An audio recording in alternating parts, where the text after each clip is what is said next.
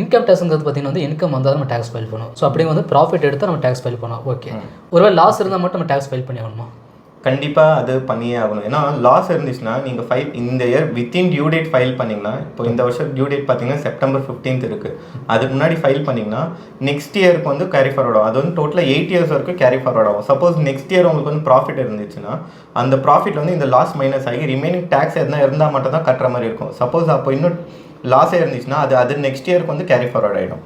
Okay, in case வந்து நம்ம last year loss பண்ணியிருந்தோம்னா அதை ஃபைல் பண்ணும்போது இந்த இயர் வரக்கூடிய ப்ராஃபிட்டில் வந்து நெக்ஸ்ட் டைம் வந்து மைனஸ் ஆகிடும். கண்டிப்பாக. ஓகேங்க.